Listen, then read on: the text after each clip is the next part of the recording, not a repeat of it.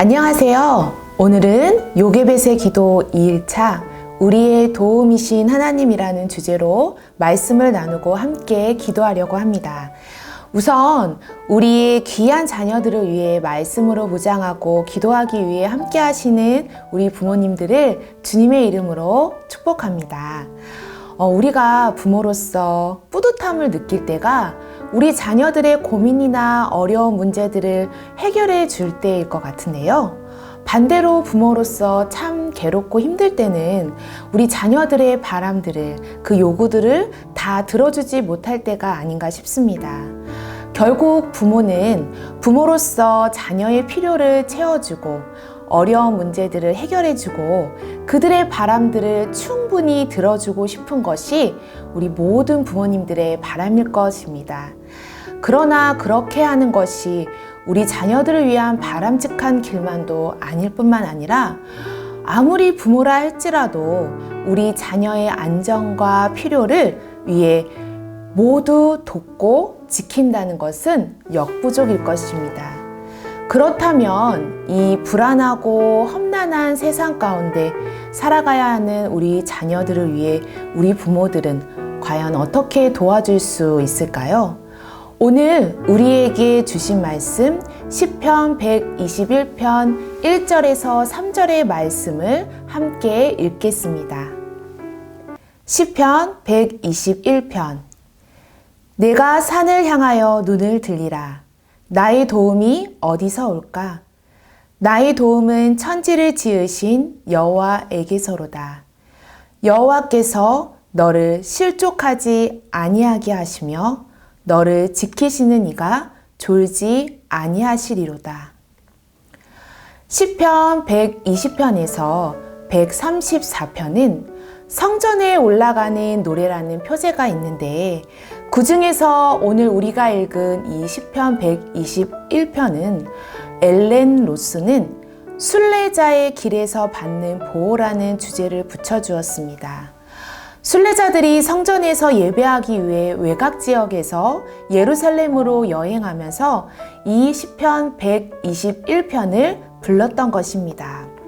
특히 이 121편은 순례의 길을 떠나는 순례자가 여행을 시작할 때 그 길에서 만난 이와 나눈 대화로 이루어지고 있습니다.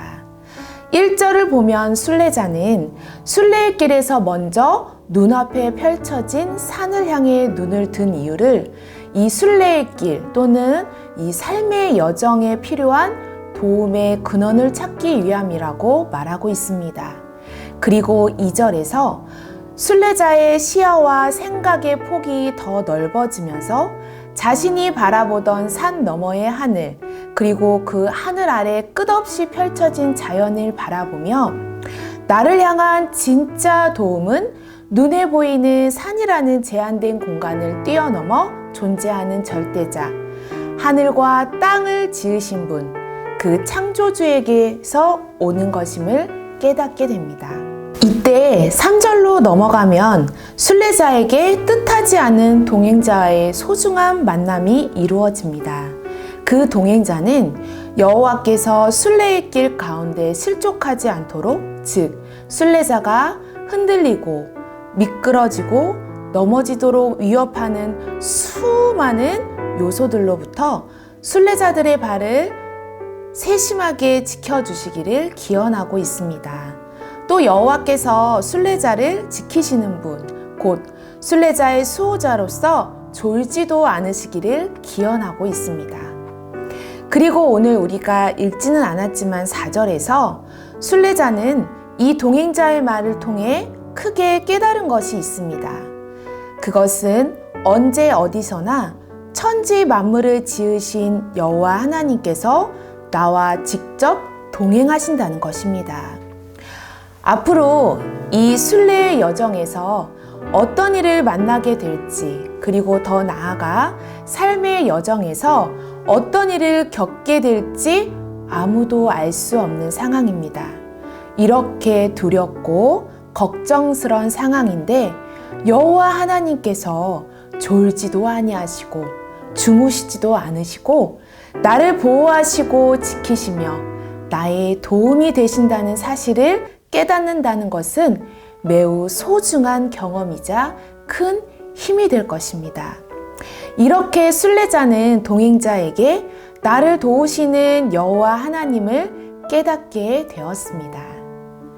그리고 마지막 5절에서 8절은 다시 큰 깨달음을 준 이 동행자가 순례자를 향해 순례의 길, 이 삶의 여정을 격려하고 축복하는 말씀으로 마무리가 됩니다.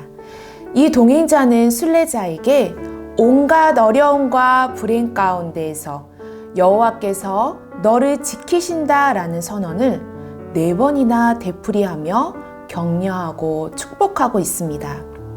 여호와 하나님은 그 지역 날씨 특성상 낮에 굉장히 뜨거운 햇빛, 그리고 밤에 무서운 추위와 같이 목숨을 위협하는 그 상황에서도 지키시며 우리와 동행하시어 우리를 위협하는 적을 물리치는 든든한 수호자인 동시에 법정 대리인이, 변호인이 되어 그 모든 위험으로부터 보호하여 주신다는 것입니다. 하나님은 지금부터 영원까지, 즉 끊임없이 이 시간적인 차원과 너의 출입을, 너가 오고 가는 모든 경우에 곧 공간적 차원에까지 언제 어디서나 지키시고 보호하여 주실 것이라는 하나님의 도움에 대한 확신을 강조하며 순례자를 축복하고 격려하고 있습니다. 우리 사랑하는 자녀들이 이제 가정이라는 보호받는 울타리를 떠나 순례의 길, 이 삶의 여정을 떠나게 됩니다. 이 길은 그 누구도 예외일 수가 없습니다. 이 길이 험난하고 두렵다고 하여서 언제까지나 보호받는 그 울타리 안에 있을 수만도 없는 일입니다. 우리 자녀들의 이 삶의 여정 가운데 우리 부모님께서 동행자가 되어주시기를 바랍니다. 어떤 동행자일까요?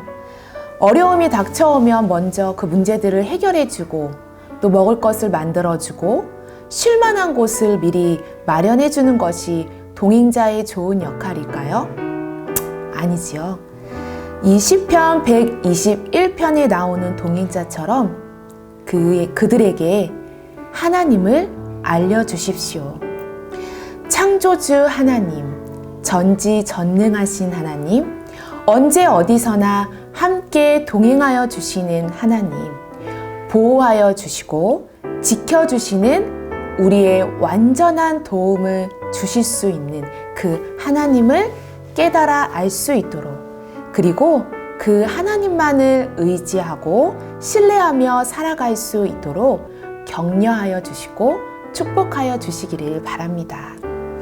우리의 이 순례의 길, 삶의 여정 가운데 보호받을 수 있는 것은 오직 하나님께만 있음을 인정하며 신뢰함으로 나아가야 한다는 것을 꼭 기억하시기를 바랍니다.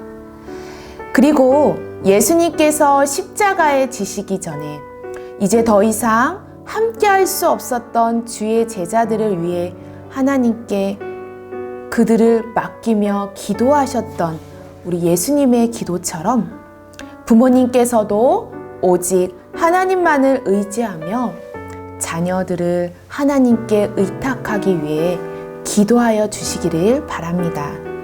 그래서 우리의 귀한 자녀들이 우리의 도움은 오직 여호와 하나님께로만 찾을 수 있음을 확신하며 담대하게 세상 속에 나아가 이 삶의 여정을 힘차게 시작할 수 있기를 주님의 이름으로 축복합니다. 이제 말씀을 붙들고 함께 기도하겠습니다. 부모님들은 괄호 안에 자녀의 이름을 넣어서 함께 따라 읽으며 기도하시면 됩니다. 소망이의 도움이신 하나님 아버지, 어제와 같은 오늘이지만 오늘 다시 소망을 품습니다. 매일 같은 날의 반복이지만 소망이가 오늘 다시 도전할 수 있는 용기를 주소서. 똑같은 시간을 받았지만 소망이가 소중한 오늘의 삶을 살게 해 주소서. 오늘 하나님의 동행을 맛보게 하시고 모든 학업과 관계를 도우소서. 소망이가 사람에게 도움을 얻을 수 없을 때에야 주님을 보는 것이 아니라 누군가에게 도움을 요청하기 전에 먼저 주님을 보게 하소서. 소망이가 갈 길을 알지 못할 때에만 주님을 찾는 것이 아니라 소망이가 갈 길을 안다 생각할 때에도 먼저 주를 찾게 하소서. 모든 수단과 방법을 동원하고 실패한 후 아버지를 찾지 말게 하소서. 이도 저도 안 돼서 할 수 없이 주님께 가지 말게 하소서.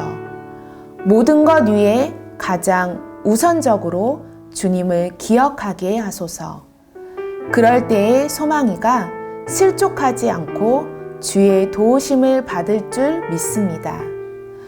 아버지께서는 나의 1순위이십니다. 소망이의 삶에서도 아버지께서 1순위가 되게 하여 주소서. 누구도 그 자리를 넘볼 수 없습니다. 그것이 나의 믿음이며 소망이의 믿음이 되길 원합니다. 예수 그리스도의 이름으로 기도합니다. 아멘.